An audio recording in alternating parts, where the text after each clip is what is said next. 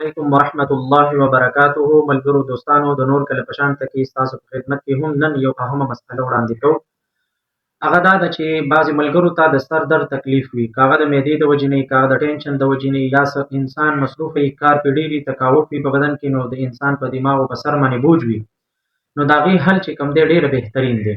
هغه داسې طریقه ده، تاسو به کوم تیل چې په سر باندې لګوئ، شړشم ولګوئ، هر یو تیل لګوئ، نو تاسو به په هغې باندې لا حول ولا قوة الا بالله 313 مرتبه ووایئ، په هغې به یې شف کړئ.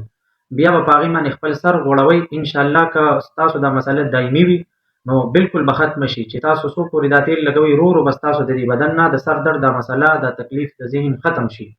او که چېرته بالکل سم ډېر دی ښه کېږي نه، او تاسو وایئ چې یاره موږ داسې وکړو چې دارنګې لکه څنګه چې ډاکټر ستنه وایي، او دارنګې چې کوم دی د بدن نه او د سر نه دا درد او تکلیف ختم شي، نو په دغې طریقې سره تاسو یو کار وکړئ. دا خپل لاس ښی لاس په دې سر باندې کېږدئ او 14 پیرې ووایئ لا حول ولا قوة الا بالله، او بیا یې په دې سر باندې داسې راکړئ. بیا 14 پیرې ووایئ شف، بیا 14 پیرې شف. انشاءالله په هغه ټایم سره به ستاسو د دې سر درد او دا تکلیف ښه بالکل امن و امان کې شي او راحت کې شي. ډېر ملګري داسې دي چې هغوی وایي موږ کارونه کوو، زموږ بدن ستړی شي، دماغ هم ستړی شي، بیا مخکې مزید نه شو تللی، دا د هغوی دپاره یو تحفه ده، دا غنیمت وګڼئ او د دې نه فایده والئ. نو له ملګرو سره هم شیر کړئ. السلام علیکم ورحمة الله وبرکاته.